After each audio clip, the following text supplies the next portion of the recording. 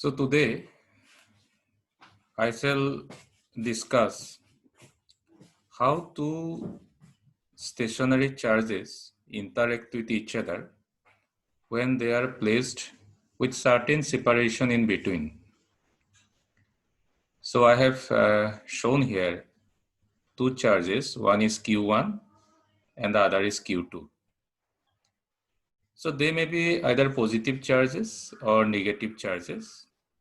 If these are positive charges, then the value of Q1 or Q2 will be positive.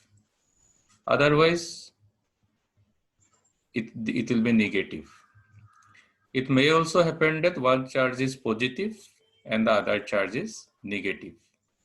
And as you know that unlike charges attract each other and like charges repel each other.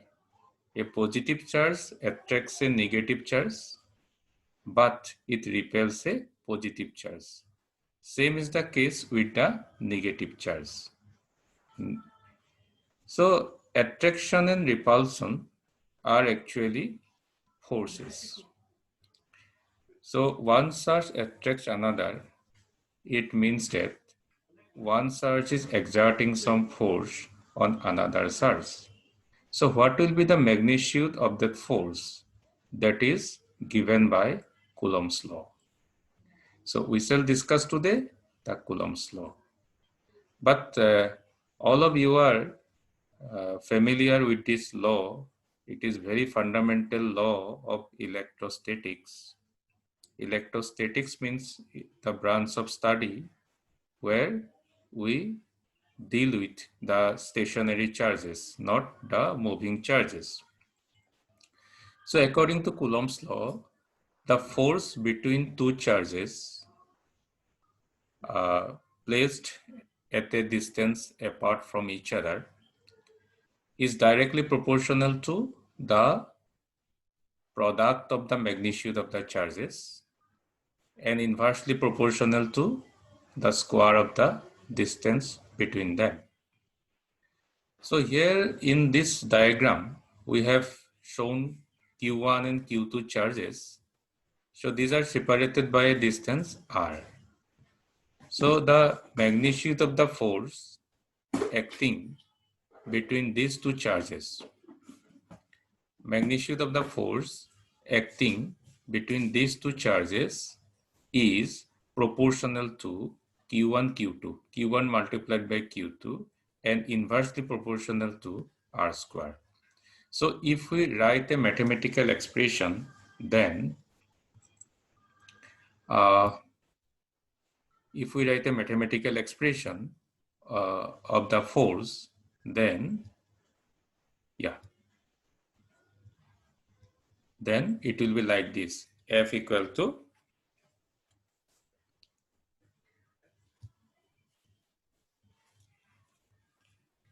K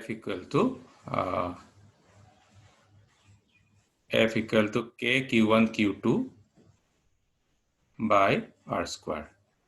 F equal to K Q1 Q2 by R square, where K is a constant of proportionality.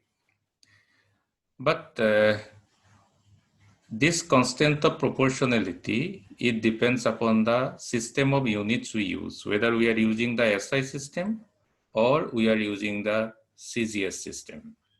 So normally we use the SI system, and in SI system, the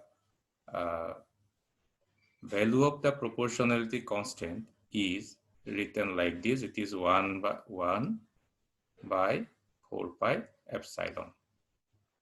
It is written like 1 by 4 pi epsilon.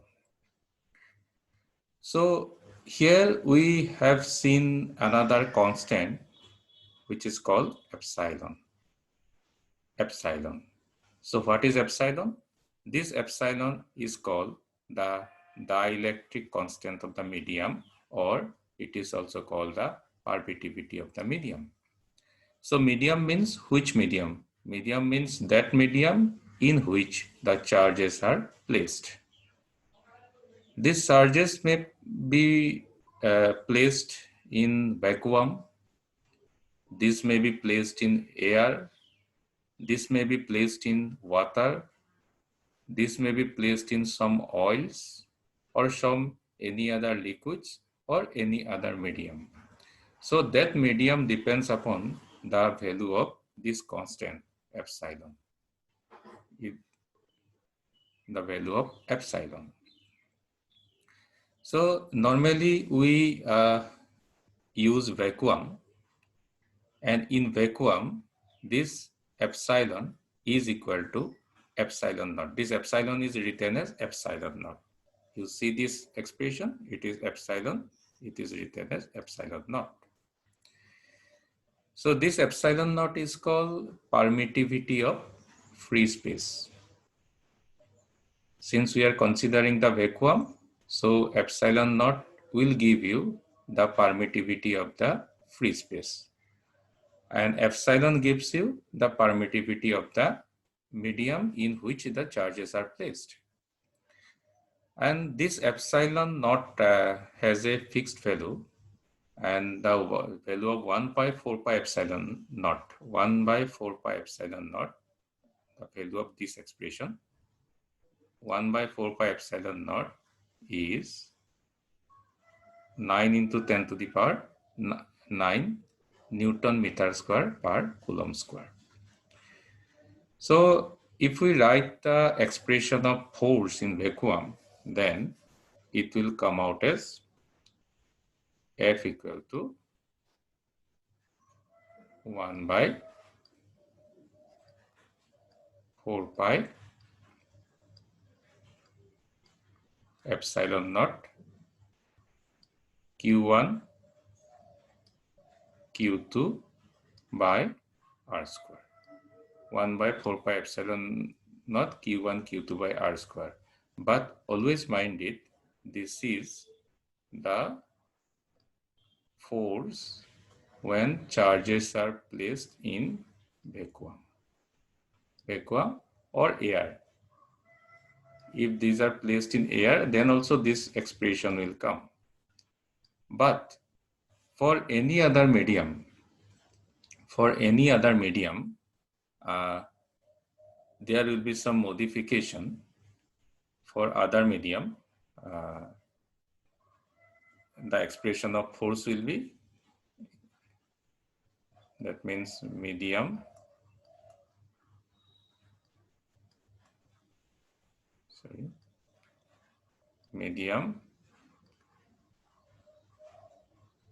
other than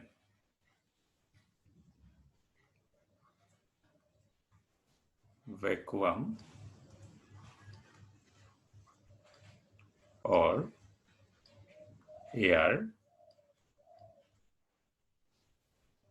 This expression of force will be 1 by 4 pi epsilon Q1 Q2 by R square. 1 by 4 pi epsilon Q1 Q2 by R square. And you see this epsilon has specific value for all the mediums. For vacuum it is epsilon naught, but for other mediums it will be different. For some oil, for some liquid, or for water, these have different values, and we have taken into consideration these values. So from this expression, we came to learn one thing, that the force between two charges depends upon three factors: the magnitude of the charges, the separation between the charges, and the medium between the charges, or the medium in which the charges are placed. Because the medium determines the value of epsilon. Accordingly, we have different values of force. If you place two 1 Coulomb charges, say, in vacuum, then you will give some value of force in between the charges for a specific separation. And if you placed the same two charges in water with the same separation in between them, then the value of the force will be different. So the medium plays a role in determining the uh, magnitude of the force acting between two charges. Okay, so this is about the Coulomb's law. So far we are dealing with the magnitude of the Coulomb's law, but force is a vector quantity. It has also some direction. Therefore, we have to write the Coulomb's law in vector form or force in vector form for getting the complete picture of the force. Now here you see these are the two charges Q1 and Q2, and we assume that both the charges are like charges. Either they are positive charges or these are negative charges. Both the like charges.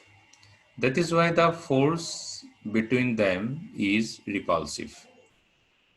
They are separated by distance r, as I have shown in the previous page. Now you see we have shown two different forces here. On the charge Q2, the force acting is F21, and on the charge Q1, the force acting is F12. So these indices 2, 1 represents that it is the force acting on the charge 2, charge number 2 or charge Q2 due to the charge Q1.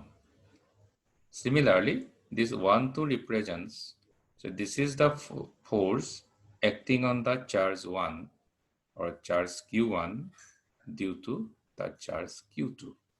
Now, how to write the Coulomb's law in vector form? It is very simple. We have to write, suppose I want to write F21 vector. So this F21 vector, let the medium is vec1. Therefore, I am writing here 1 by 4 pi epsilon naught, then Q1 Q2 by r square. So it will address the magnitude part of the force. But we want to write the force in the vector form. So for writing in the vector form, the magnitude part should be followed by a unit vector. So let us write the unit vector as, say, r cap. So what is r cap? R cap is a vector which is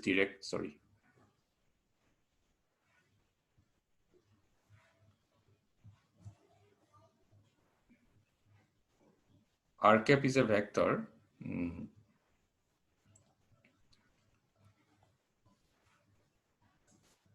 r cap is a vector which is directing in this direction, in the direction of F21. Okay, so this is the r cap vector. It is a unit vector. It is a unit vector in the direction of F21, not in the direction of F12. So now this is the vector expression of F21. So from this expression, we have idea about the magnitude of this force as well as direction of this force. Then what will be the vector expression for F12? So let me see what will be the vector expression of F12. So the magnitude will remain the same because the charges are same, separation is not changing, medium is not changing. So magnitude will remain the same. 1 by 4 pi epsilon naught Q1 Q2 by R square. 1 by 4 pi epsilon naught Q1 Q2 by R square. But what will be changing here? The direction of the force. The direction of F12 is not the direction of R cap. It is the direction opposite to R cap. So that is why the direction will not be represented by R cap. It will be represented by minus R cap. Minus R cap direction. So it means that F12 vector is equal to minus F21 vector. So it implies that the charge and the force on the charge 2 and the force on the charge 1 are numerically equal. Their magnitudes are same, but their directions are different. The different means their directions are opposite to each other. So it means that these are action-reaction pair. And we also expect from Newton's third law that if F21 is taken as action, F12 must be reaction. If F21 is action, F12 must be reaction. If Q1 is acting some force on Q2, then Q2 will also act some equal force on Q1 in the opposite direction. So that is in conformity with the Newton's third law. Since we are not considering any other forces in between Q1 and Q2, we are not considering the gravitational attraction. Yes, of course, there will be some gravitational attraction between these charges, but the magnitude of that gravitational attraction is very much smaller in comparison to the electrostatic force. So that gravitational attraction can be neglected. It can be neglected. So we are considering only the electrostatic forces. So Q1 is applying an electrostatic force on Q2 and Q2 is also applying an electrostatic force on Q1. So according to Newton's third law, since the same pair of bodies are involved, same pair of charges are involved, so this must be action-reaction pair. So you can take F21 to be action, then F12 will be reaction, and action and reaction are equal and opposite, which has been confirmed by this last expression. F12 vector is equal to minus F21 vector. So this is the fundamental of Coulomb's law. So we discussed the Coulomb's law in vector form here. So here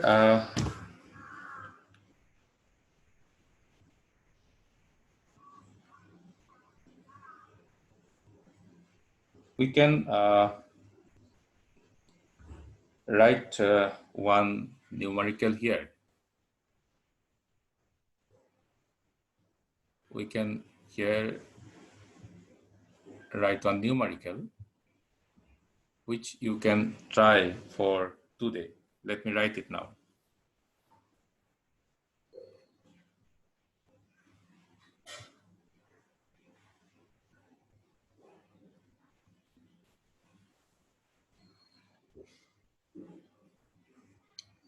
So it is two charges,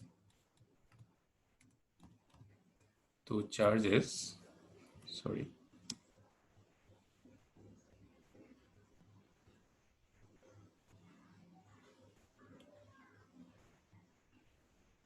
2 Coulomb.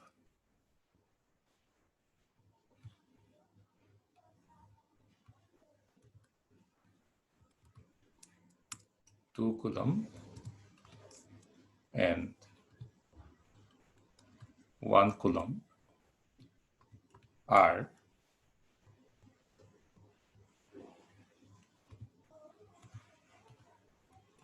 placed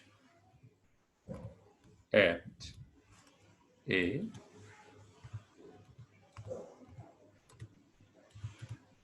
separation of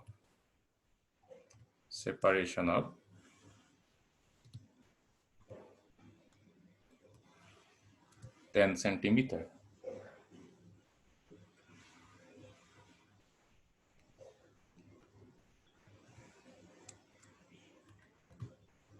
Where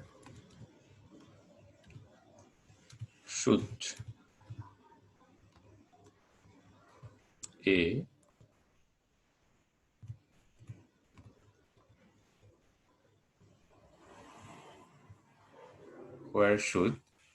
a third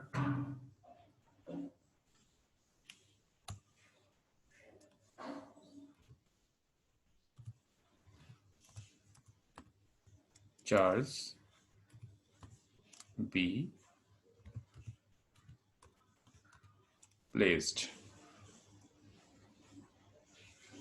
Where should the third charge be placed so that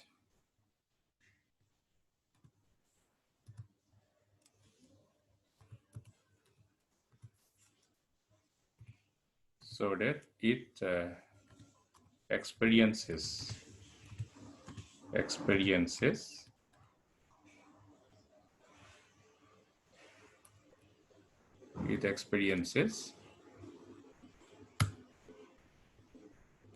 no net force. So this is the question you have to try. This is the question you have to try. So this question says there are 2 charges, 2 Coulomb and 1 Coulomb. These are placed at a separation of 10 centimeter, and you are bringing a third charge. Now where it should be placed so that it experiences no net force due to these previously existing charges. So you have to try it out. You have to apply your knowledge on vectors, your knowledge on Coulomb's law to solve this problem. So with this, I want to